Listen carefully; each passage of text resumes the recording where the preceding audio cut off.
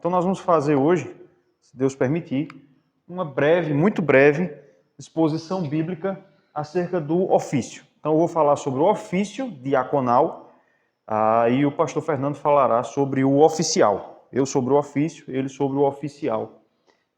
Então eu vou falar sobre o ofício diaconal. Pretendo fazer isso percorrendo 3 passos. Então eu vou passar aí o nosso roteiro, nós vamos percorrer brevemente aí, se Deus permitir. Nós vamos falar primeiro sobre a origem do ofício diaconal, como foi que ele surgiu, sobre as funções do diácono, e aí eu vou direcionar o máximo possível para a caracterização do ofício, para não entrar naquilo que é o objeto do segundo momento. E por último, falar um pouco sobre a importância desse ofício, do ofício diaconal, tá certo? Então quero avisar os irmãos que podem ficar muito à vontade aí para perguntar, para contribuir de alguma maneira, para, enfim, participar. Podem ficar bem à vontade. E nós vamos passar então por esses 3 passos. Iniciando então pela origem do ofício diaconal. E aí é impossível nós não recorrermos à passagem que trata do surgimento do diaconato. Então eu peço que vocês abram aí no livro de Atos dos Apóstolos, capítulo 6, nós vamos ler os versículos de 1 a 7. Na verdade, a instituição do diaconato vai até o versículo 6, mas para os fins aqui que nós vamos visar, nós vamos ler até o versículo 7, então. Vamos fazer essa leitura de maneira alternada, para nós termos aí uma participação de vocês.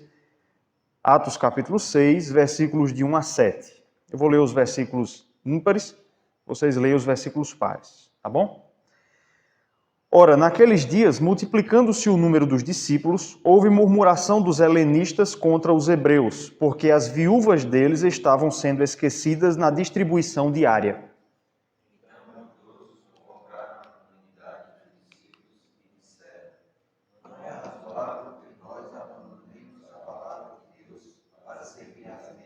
Mas, irmãos, escolhei dentre vós 7 homens de boa reputação, cheios do espírito e de sabedoria, aos quais encarregaremos deste serviço.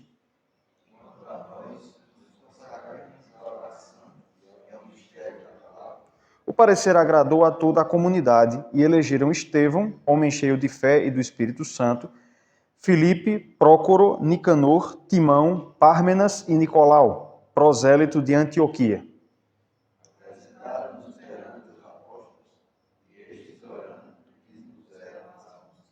Crescia a palavra de Deus e em Jerusalém se multiplicava o número dos discípulos. Também muitíssimos sacerdotes obedeciam à fé. Até aqui. Esse texto narra, então, meus irmãos, como foi que o ofício diaconal surgiu. E aí nós precisamos fazer algumas considerações sobre o contexto aqui dessa passagem. O texto nos mostra que houve o início de um conflito na igreja primitiva aqui no livro de Atos. Até esse momento, a igreja ainda estava restrita à cidade de Jerusalém. A igreja primitiva ainda estava restrita à cidade de Jerusalém, onde o cristianismo começou, a igreja do Novo Testamento começou com a descida do Espírito Santo. Até o capítulo 8, versículo 1 de Atos, nós temos a igreja restrita ainda, praticamente restrita, à cidade de Jerusalém. Mas acontece que, muito embora ainda estivesse restrita àquela cidade, a igreja começava a crescer. Perceba que o versículo 1 nos diz aí que começava a crescer o número dos discípulos. Essa é a primeira vez em que os cristãos são chamados de discípulos. Então, a referência aqui é a todos os cristãos. A igreja estava começando a crescer. Nós sabemos, pelos capítulos anteriores, que já havia cristãos na casa dos milhares. A igreja já não era uma igreja pequena, mas já era uma igreja de milhares de pessoas. Isso começou a trazer especificamente um conflito aqui que nos é descrito aqui. Existe algum nível de discussão? Tu levantou a mão, Lucas? Existe algum nível de discussão sobre qual foi o problema que surgiu aqui, mas o texto nos diz que houve murmuração dos helenistas contra os hebreus. E isso porque as viúvas dos helenistas estavam sendo esquecidas na distribuição diária. Em resumo, o que estava acontecendo? Começou a haver uma rivalidade entre os judeus mais tradicionais, que falavam o hebraico, que são chamados aqui de hebreus, e os judeus cristãos que faziam parte da dispersão, que haviam perdido os costumes judaicos, que eram judeus gregos, chamados aqui de helenistas. A gente sabe muito bem que a igreja do Novo Testamento começa em Israel, né? O Espírito Santo desceu em Jerusalém. Então, nessa época, quase todos os cristãos eram judeus. E os judeus, a gente sabe muito bem, são muito ciosos de sua nacionalidade e alguma coisa aqui envolvendo a cultura judaica começa a criar problemas no meio da igreja. E isso começou a interferir na própria vida da igreja. Quando o texto fala aí sobre distribuição diária, que era feita às viúvas, nós devemos entender, por essa expressão, os serviços sociais que a igreja fazia. A grande maioria dos crentes nessa época eram pessoas pobres, muitos deles escravos. Então, em geral, a grande maioria dos crentes precisava receber donativos.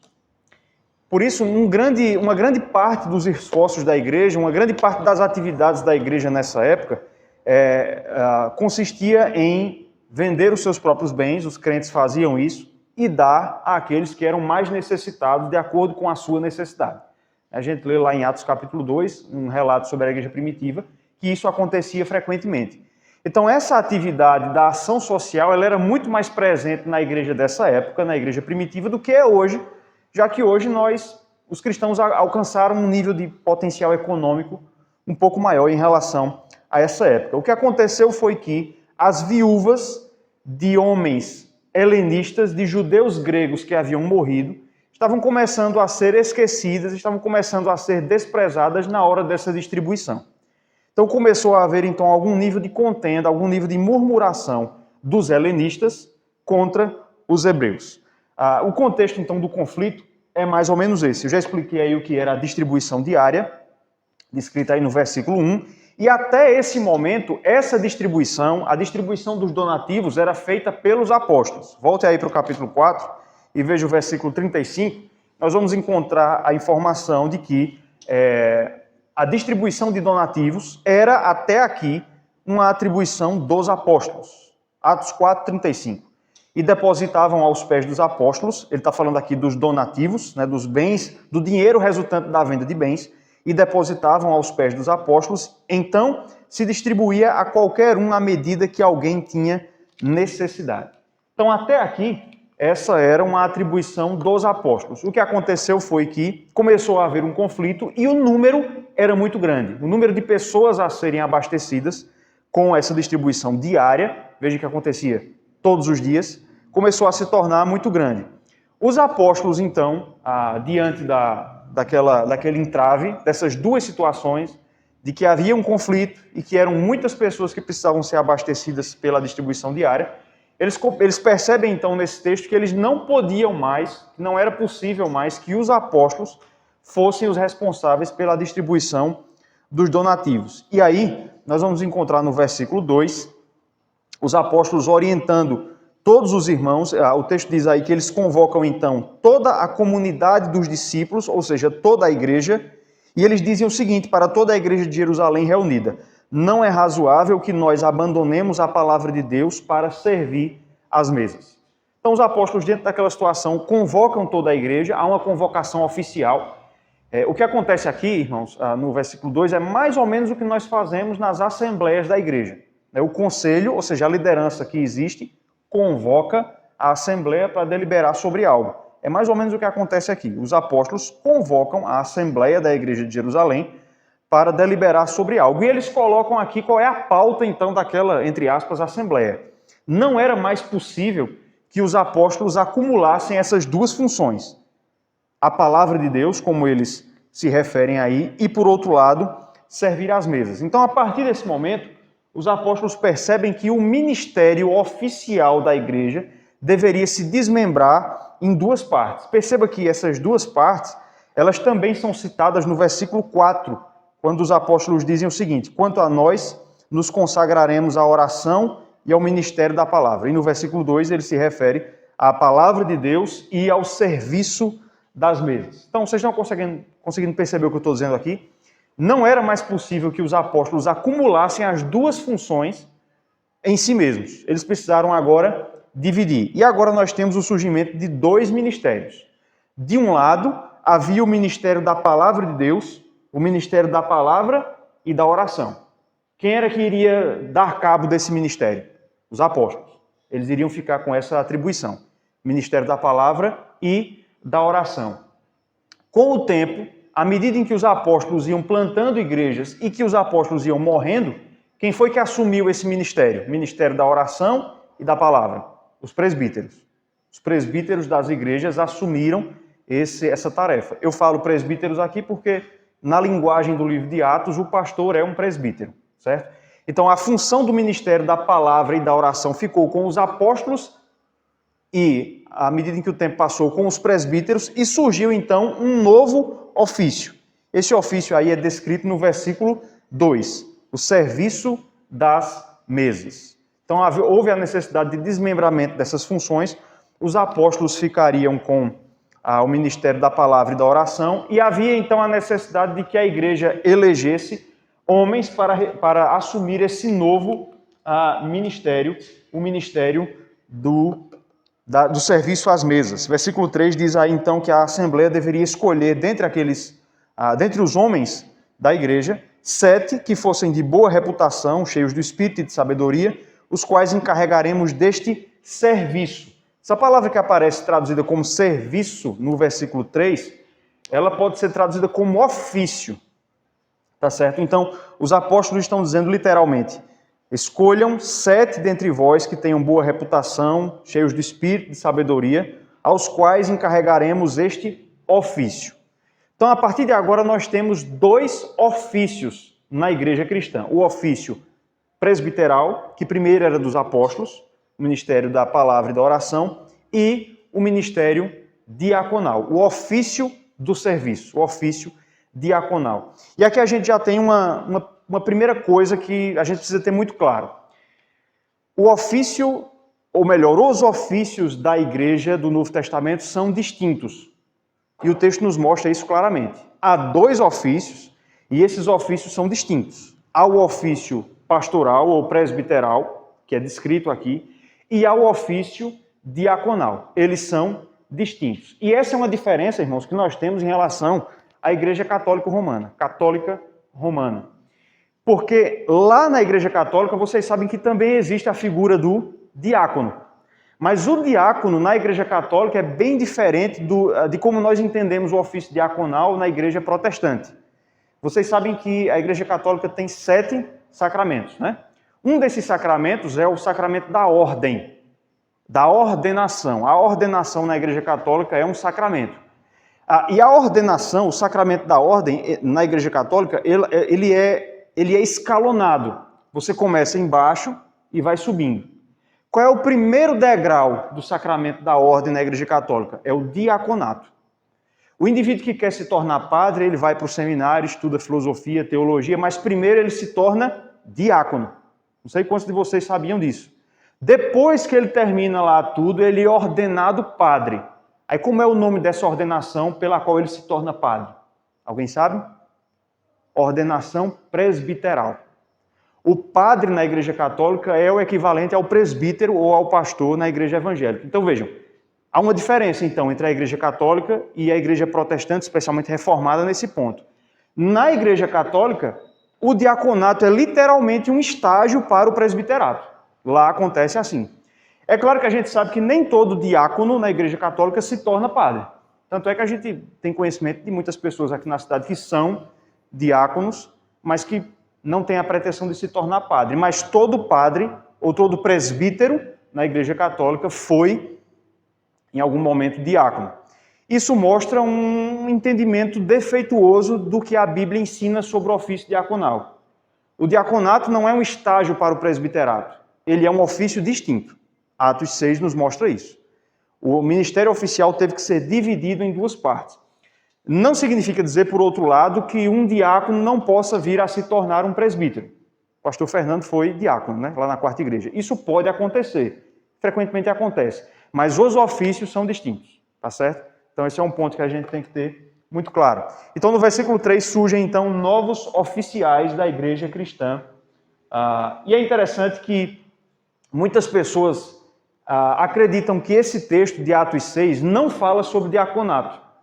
Você vê aí o título antes do versículo 1, a instituição dos diáconos, mas na verdade esse é um ponto bem controverso. Há muitos comentaristas que discordam que esse texto fale sobre a instituição do diaconato. E um dos principais argumentos é: a palavra diácono não aparece nesse texto. É verdade ou mentira? E aí? Aparece a palavra diácono aí? Alguém viu ela em algum dos 7 versículos? Não. Exatamente. A palavra diáconos no grego não aparece. Entretanto, a ideia da palavra diácono, e na verdade palavras correlatas à diaconia ou a diácono, aparecem aqui. Por exemplo, versículo 1, a palavra que é traduzida aí como distribuição, é uma forma nominal do verbo diaconel. A gente poderia traduzir o versículo 1 dessa forma, só a parte final. Porque as viúvas deles estavam sendo esquecidas na diaconia diária. O versículo poderia ser traduzido assim. No versículo 2 nós temos a mesma ideia. O verbo que é traduzido aí como servir, no finalzinho do versículo 2, é o próprio verbo diaconel. O versículo, portanto, poderia ser traduzido assim, parte final. Não é razoável que nós abandonemos a palavra de Deus para diaconar ou diaconizar as mesas. Então a palavra diácono, diáconos, no grego não aparece, mas palavras correlatas, da mesma raiz, aparecem. E isso é lógico porque, assim, a gente precisa entender que o conceito surge antes do nome que envelopa esse conceito. A palavra diácono, ela não aparece aqui, mas o conceito do que é um diácono aparece muito claramente aqui, tá certo? Esses homens, esses oficiais, só vão ser chamados de diáconos um bom tempo depois. E aí nós temos evidências disso nas cartas de Paulo. Abram aí, por favor, em Filipenses capítulo 1, versículo 1.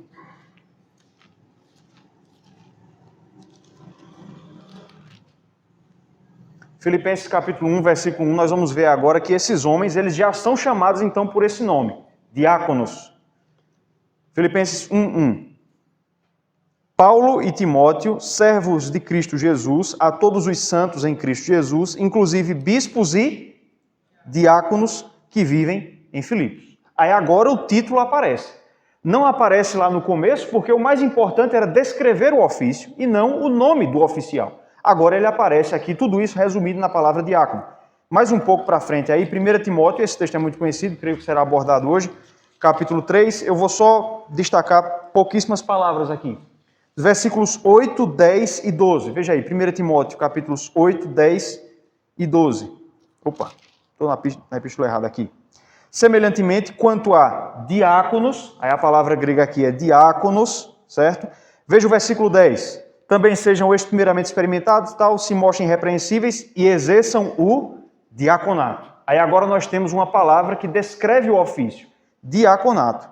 Novamente, versículo 12. O diácono, o diáconos, enfim. Então, com o passar dos anos, aquele conceito todo que estava em Atos capítulo 6 passou a ser resumido em 2 palavras, diácono ou diaconato, tá certo? E aí nós precisamos fazer uma diferenciação entre diaconia e diaconato. Vejam só, a palavra diácono, ou diaconia, ou diaconel, ela é uma palavra muito comum no Novo Testamento, aparece o tempo inteiro. Porque a palavra diaconia significa serviço. Então a palavra diácono ou diaconel, diaconia, aparece muitas vezes no Novo Testamento como ministério, serviço, obra, enfim. Por isso, a gente precisa entender que todo cristão, em algum nível, em algum sentido, é um diácono. Tá certo?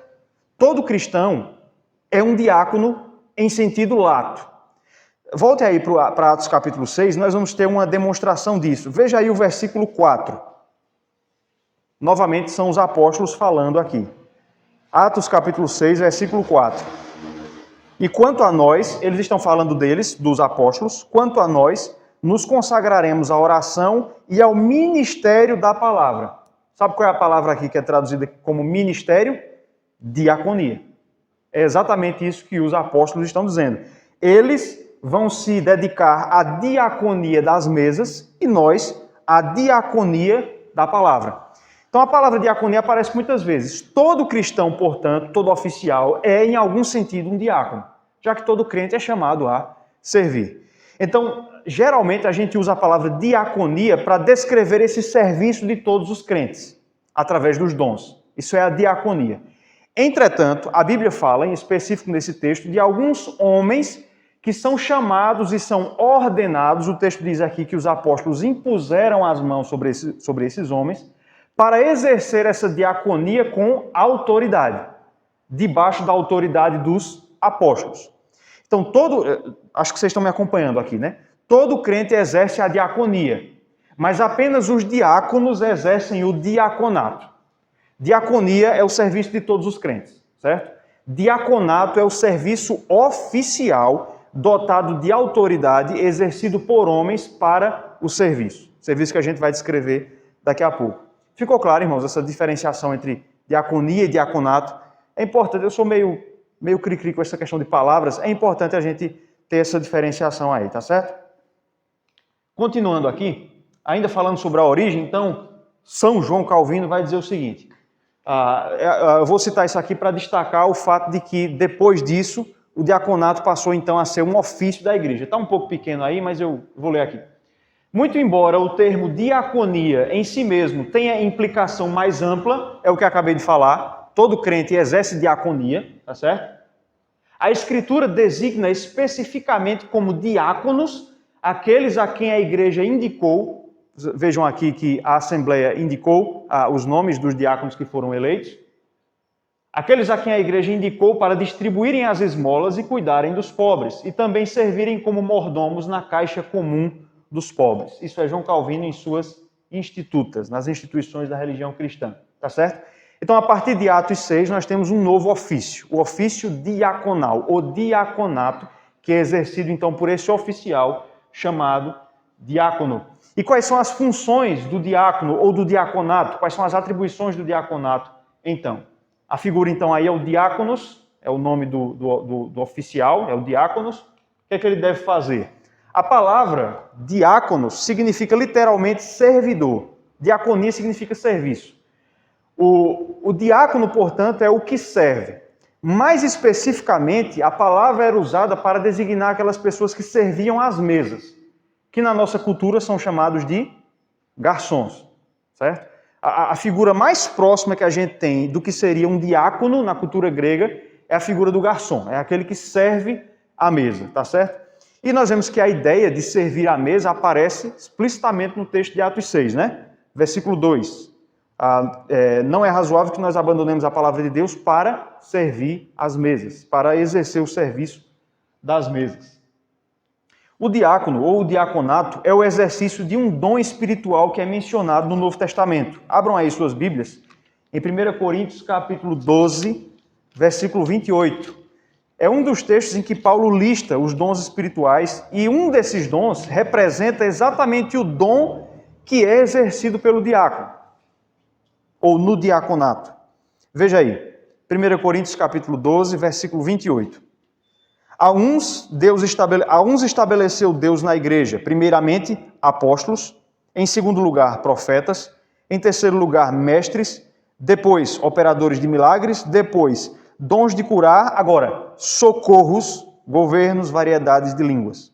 O diácono é alguém que exerce exatamente esse dom aqui, o dom de socorro. Era essa a situação lá em Atos capítulo 6. Haviam viúvas que necessitavam de socorro. E Deus designa algumas pessoas com esse dom, o dom de socorro. Mulheres também podem receber o dom de socorro, mas apenas os homens é que podem ser ordenados para exercer o dom de socorro como diáconos, com autoridade. Nós cremos dessa forma, certo? Que apenas os homens estão autorizados a exercer o diaconato. Então, o dom é o dom de socorro. Um autor chamado Tabit Anyabili, ele é africano, por isso que o nome dele é assim, escreveu esse livro aqui que eu indico para todo e qualquer oficial, certo?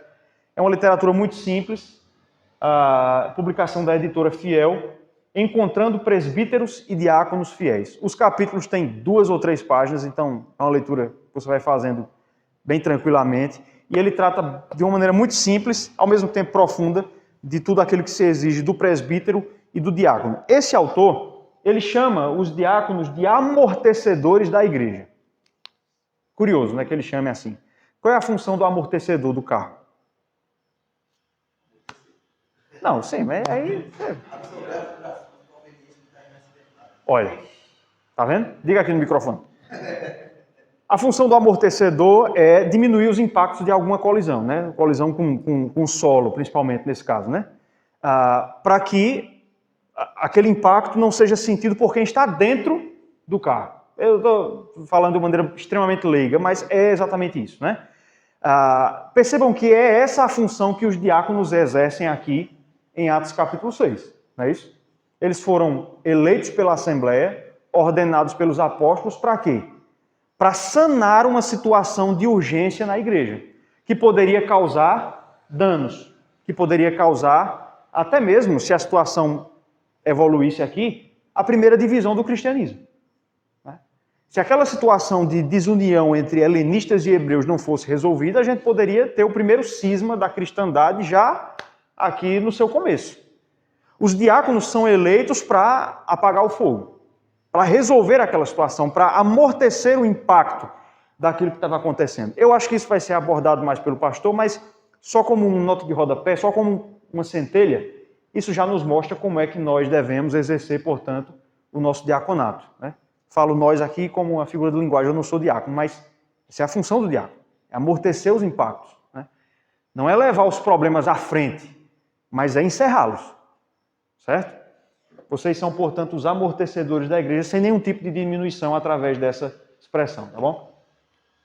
Uma atenção que nós temos que ter é a seguinte: os diáconos não são assistentes sociais. Há muitas pessoas que pensam assim, que confundem o diácono com a figura secular do assistente social. Qual é a função do assistente social? Suprir as pessoas aí em suas necessidades básicas, né? Eu não tenho muito conhecimento de causa, mas é mais ou menos por aí. Há pessoas que acham que a função do diácono em essência, é essa. Que a razão de ser do diácono é essa, é se alguém está passando fome, dá de comer e pronto. Mas perceba que na instituição do diaconato, nós vemos que, muito embora a função do diácono seja essa, assistir os necessitados na igreja, o propósito do diaconato não é esse. Há uma diferença entre função e propósito aqui.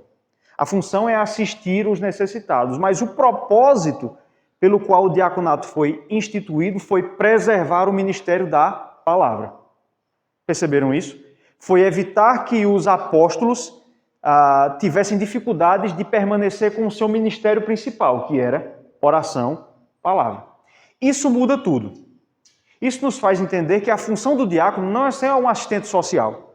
O diácono é alguém que trabalha na igreja pela manutenção da palavra. Tem uma expressão lá em Atos 1 Timóteo capítulo 3, verso 9, quando Paulo vai dizer que o diácono é alguém que mantém o mistério da fé. Muitas vezes a gente acha que é função apenas do presbítero ou do pastor manter o evangelho, ensinar o evangelho, manter a verdade das escrituras, ensinar de acordo com a doutrina. Nós temos essa tendência de vincular essa função com o pastor, alguém que estudou, e, em alguma medida, com os presbíteros. Mas a Bíblia diz que é função do diácono manter o evangelho também. Através do desempenho das suas funções, ele cria na igreja um clima que favoreça a manutenção da palavra. Daqui a pouco, quando eu mostrar algumas funções que são mencionadas na nossa Constituição, eu vou tentar abordar isso, como o ministério do diácono não é de um assistente social ou de um guarda, ou de um vigilante, mas é de alguém que trabalha para manter a integridade do ministério da palavra. Ele trabalha com a palavra também, ainda que indiretamente, tá certo? Então, atenção com isso, o diácono não pode ser visto como um assistente social da igreja, tá certo? Quais são as funções, então, do diácono? Aqui eu estou citando a Constituição da nossa igreja, a Igreja Presbiteriana do Brasil, que no artigo 25 diz o seguinte: a igreja exerce as suas funções na esfera da doutrina, governo e beneficência. Veja que o diácono entra nos dois últimos pontos. Governo, os diáconos de alguma forma governam a igreja também, junto com o conselho, e beneficência. Mediante oficiais que se classificam em, item C, diáconos. Então, a nossa IPB fala de 3 ofícios ou 2. Ministro do Evangelho, presbíteros, que são presbíteros os 2, diáconos, tá certo? Constituição da nossa igreja. Mais na frente, a nossa Constituição, então, vai delimitar, vai citar as funções do diácono. Artigo 53. O diácono é o oficial eleito pela igreja e ordenado pelo conselho Veja que a nossa Constituição, ao dizer isso, ela está seguindo a Escritura, já que os diáconos foram eleitos pela igreja e ordenados pelo conselho, que no caso aqui era o conjunto dos apóstolos. Para, sob a supervisão do conselho, dedicar-se especificamente item A, arrecadação de ofertas para fins piedosos, a gente encontra isso no texto, cuidado dos pobres, doentes e inválidos, manutenção da ordem e reverência nos lugares reservados ao serviço divino, e D, exercer a fiscalização para que haja boa ordem na casa de Deus e suas dependências. Os itens A e B, eles são muito claros aqui no texto de Atos 6. Mas perceba que os itens C e D, eles não são mencionados no Novo Testamento. Não há nenhuma passagem em que o Novo Testamento diga claramente é função do diácono cuidar do local do culto, cuidar da reverência no culto. Isso não é dito. Entretanto, a gente consegue dizer que essa é a função do diácono porque esses 4 itens estão unidos por uma coisa em comum. Há um elo que liga todas essas coisas. Esse elo é o propósito do diaconato. O propósito do diaconato é permitir que a palavra de Deus possa ser pregada livremente na igreja. E vejam que essas 4 funções atendem a esse fim. Porque veja só, ninguém consegue ouvir uma pregação se estiver com fome. Consegue? Não consegue. Alguém consegue ouvir uma pregação e entender a mensagem do Evangelho se estiver a ponto de morrer de fome? Não é possível fazer isso. Por isso a gente vê aí, ou se estiver doente a ponto de morrer, os itens A e B falam exatamente disso. É função do diácono assistir, especialmente os membros da igreja que passam por necessidades, para quê? Simplesmente para que eles tenham com o que comer ou para ficar de boa? Não, para que eles tenham condições de ouvir a palavra de Deus que vai ser pregada na igreja. E os itens C e D, até de maneira mais clara, falam exatamente disso. Uma vez que o diácono deve trabalhar na igreja para que a palavra prospere, é função dele cuidar do local e da ocasião onde a palavra é pregada. Por isso, é função do diácono manter a ordem e a reverência nos lugares reservados ao serviço divino, o nosso templo, e exercer a fiscalização para que haja boa ordem na casa de Deus e nas suas dependências. Mais uma citação. Quero citar esse documento aqui. Inclusive, eu tomei conhecimento da existência dele hoje. O Supremo Concílio da nossa igreja ele se reuniu extraordinariamente no começo desse mês e foi aprovado um novo modelo de estatuto de regimento interno para a junta diaconal. Eu fiquei sabendo disso hoje, inclusive, acho que depois até vai passar para Igno aí. E aí eu trouxe alguma coisa dele. No artigo 2º ele também descreve as funções do diácono. Ele diz assim: o diácono é o oficial eleito pela igreja e ordenado pelo conselho para, sob a supervisão deste, dedicar-se especialmente às obras de misericórdia. Então, o que une as funções do diácono é o exercício do socorro, do dom do socorro, que é chamado aqui de misericórdia. Artigo 3º, são deveres dos diáconos, além de outros, especialmente previstos em norma da IPB, etc. São muitos incisos aqui, eu não vou ler todos, porque não faria sentido. Mas teve um que me chamou a atenção aqui, achei até um pouco engraçado. Deixa eu encontrar. Eu acho que não está, na versão nova não está. Mas o modelo antigo de regimento interno tinha um inciso lá que dizia que é função do diácono evitar as palestras durante o culto. As conversas, as palestras. Eu achei isso interessante, o regimento antigo dizia isso. Mas isso, infelizmente, isso caiu muito em desuso, mas eu ainda me lembro do tempo em que isso era mais efetivamente exercido. Algumas vezes eu já recebi algumas dedadas de diácono assim no ombro por causa desse tipo de situação. Está dentro das funções do diácono também, tá certo?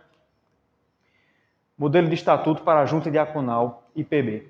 E por último, meu último tópico, para não estourar o tempo, fala sobre a importância, então, do ministério diaconal. Volte aí para o texto de Atos capítulo 6, se você saiu dele, e aí nós vamos ver que a instituição do diaconato trouxe alguns resultados que estão descritos aí ao longo do texto.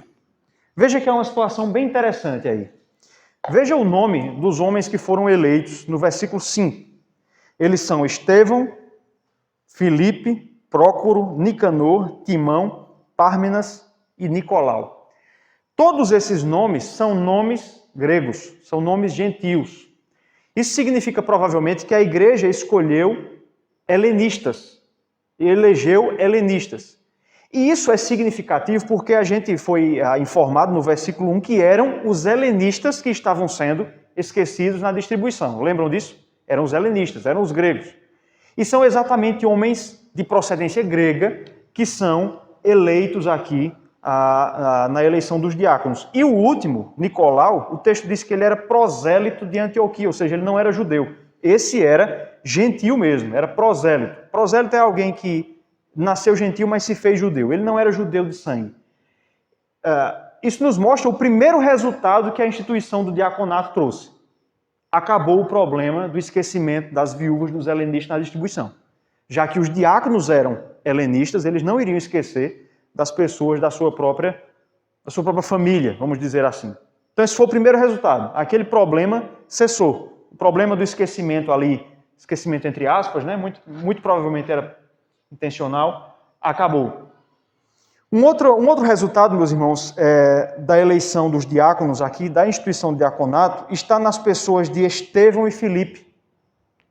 Esses homens, além de... vou passar logo para essa parte. Esses homens, além de diáconos, eles são descritos como evangelistas. Eles vão aparecer no livro de Atos como evangelistas. Estevão vai pregar no livro de Atos.